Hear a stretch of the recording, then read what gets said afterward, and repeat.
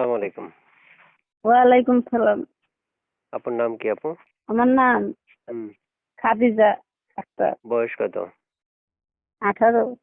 কেন আসছিলেন এই ভিডিওর সামনে? আইছিলাম একজন মনের মানুষের জন্য, ভালো একজন মনের মানুষ পাইবার জন্য। বিয়ে হয়েছে আপনার? জি না, বিয়ে হই নাই। কি করেন আপনি? এই যে টেইলারি করি। বয়স কত বলছেন? 18।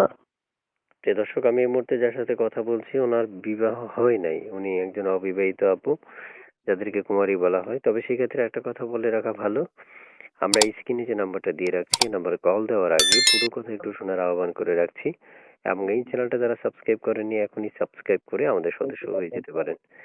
আপু থাকেন কোথায় আপু? আমি থাকি সিলেট, ঢাকা দক্ষিণ। আচ্ছা, ঠিক আছে। তো আপু শুনতে চাচ্ছি যে আপনি বা কেমন বয়সে আপনার মনের মানুষ বা বেড়া মানুষটা চাচ্ছেন? যেমন বয়সের হোক, বুড়া হোক জোয়ান হোক, যে বিপদ আপদে পাশে থাকবে তেমন মানুষই চাই। প্রিয় দর্শক, মনের মানুষের খোঁজার ক্ষেত্রে আসলে এই নিয়ম শৃঙ্খলাগুলো বেশিরভাগই কেয়ারফুলি থাকা উচিত। কারণ হচ্ছে, মনের মানুষ বা ভালোবাসার মানুষটা বয়সটা যেমনই হোক সেক্ষেত্রে ভালো একটা মনের ইম্পর্টেন্ট প্রয়োজন থাকে এখানে।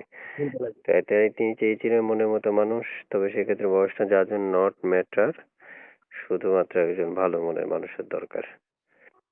তো আপু শুনতে চাচ্ছি যে আপনি মানে পড়াশোনা কতটুকু করেছেন, পরিবারে কে কে আছে, এগুলো একটু বলুন। পড়ালেখা করি নাই, দাদির কাছে থাকি। ঠিক আছে, কার কি আছে বাসায় এখন?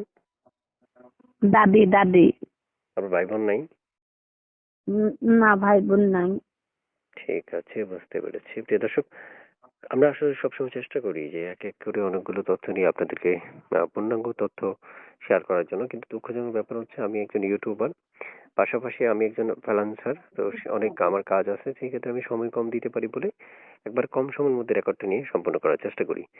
তাই আপনারা বাকি তথ্যগুলো নিতে পারবেন স্ক্রিনে দেওয়া নাম্বারে কল করে। এবং পাশাপাশি বলে রাখি, স্ক্রিনে দেওয়া নাম্বার ব্যতীত ছাড়া অন্য কোথাও কেউ ফোন করবেন না।